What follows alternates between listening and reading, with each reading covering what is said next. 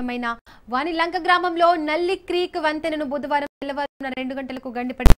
వంతెనకు అటువైపు ఆక్వా చెరువులకు వెళ్లిన గ్రామస్తులు 6 అక్కడే ఉండిపోయారు. గ్రామానికి రావడానికి అవకాశం లేకపోవడంతో అధికారులకు సమాచారం అందించారు. హుటాహుటిన ఆర్డీఓ దాసిరాజు ఎన్డీఆర్ఎఫ్ బృందాలను తీసుకుని వెళ్లి గ్రామస్తులను సురక్షితంగా తీసుకుని వచ్చారు. ఇదే అంశానికి సంబంధించి మోర్ డీటెయిల్స్ మా ప్రతినిధి సతీష్ అందిస్తారు. సతీష్, చిక్కుకున్న 6 అధికారులు ఎలాంటి సహాయక చర్యలు అందిస్తున్నారు? డీటెయిల్స్ ఏంటి?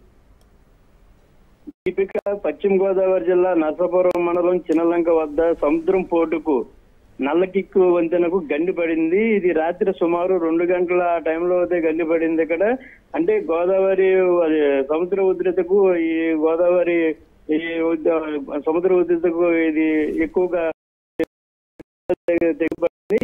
అంటే గండి పడింది. దీంతో వేలాది ఎకరాల చెరువులు నీట మునిగాయి. ఆక్వా రైతులకు తీవ్ర నష్టం. గత కొద్ది కాలంగా ఈ వంతెన పడడంతో మధ్య ఎవరైతే స్థానిక ఎమ్మెల్యే ఎవరైతే ఉన్నారో అక్కడ ఎమ్మెల్యేకు అలా నేతలకు కూడా వినిపిస్తూనే వస్తున్నారు. ఇటీవల ప్రభుత్వం 25 లక్షలు మంజూరు చేసింది వంతెనకు.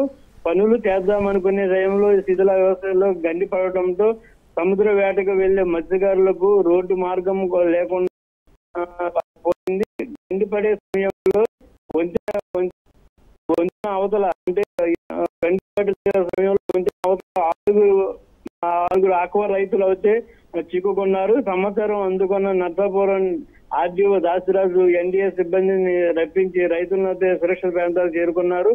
అంటే అక్కడ ఉదయమే ఆక్వాకు సంబంధించి ఊరిలోంచి రైతులు బయటికి వెళ్లాలంటే అదే రోడ్డు మార్గం గుండా బయటికి వెళ్ళవలసి వస్తుంది. అంటే ఒక చెరువులకు సంబంధించి ఒక దానాలు కావచ్చు, లేకపోతే ఒక చెరువులకు సంబంధించిన ఏదైనా సరే ఎక్కడ దాటి వెళ్ళాలంటే ఈ రోడ్డే మెయిన్ మార్గంగా కావచ్చు. దీనికి సంబంధించి అక్కడ ఎప్పుడైతే రాత్రి 2 గంటల సమయంలో గండి ఎప్పుడైతే పడిందో అప్పుడు ఆర్డీఓ దాసరాజు అయితే ఆర్డీఓ బృందాలని రంగంలో దింపి 6 కూడా సురక్షిత ప్రాంతాలు చేర్చడం జరిగింది.